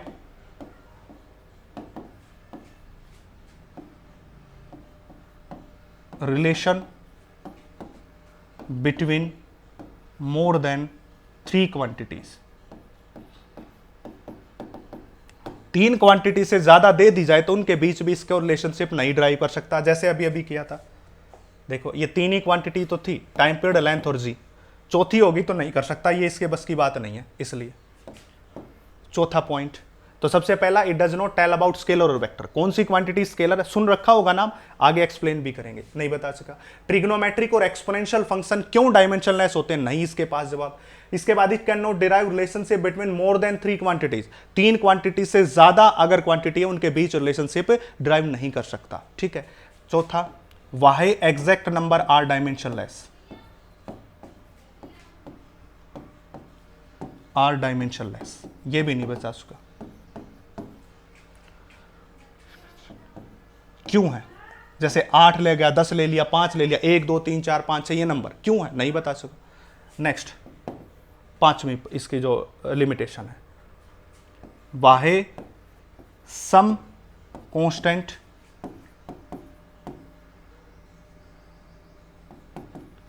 are dimensionless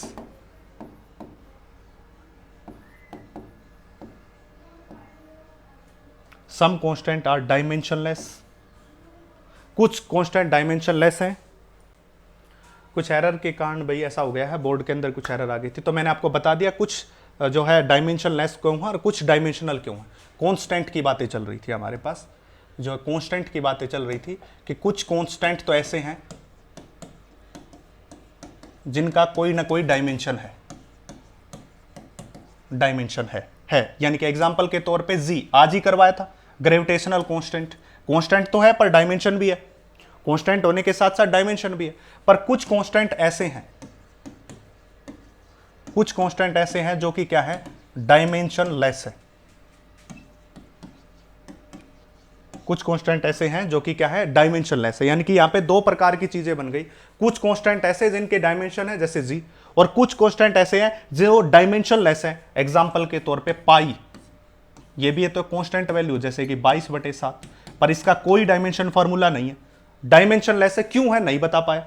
तो 2 टाइप की चीजें यहां पे प्रस्तुत हो रही हैं, कुछ कांस्टेंट ऐसे हैं जिनके डायमेंशन है और कुछ कांस्टेंट ऐसे हैं जिनका कोई डायमेंशन नहीं है।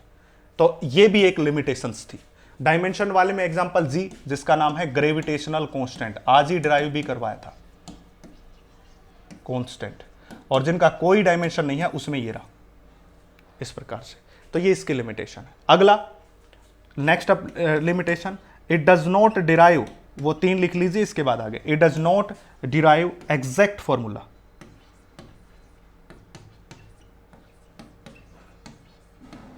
एग्जैक्ट फॉर्मूला, ये एग्जैक्ट फॉर्मूला को डिराइव नहीं कर सकता। कैसे नहीं कर सकता, अभी अभी हमने टाइम पीरियड का डायमेंशन फॉर्मूला से निकाला तो 2π√L/g आया था, बट ध्यान से समझे इतना नहीं आया था, इसने केवल इतना निकाल के दिया था √L/g, केवल इतना निकाल के दिया था, बट इसके पास ये 2 पाई भी आएगा, ये नहीं निकाल सका। इसके साथ 2 पाई भी आना है, कोई कांस्टेंट आना, उसको तो इसने कुछ बताया ही नहीं।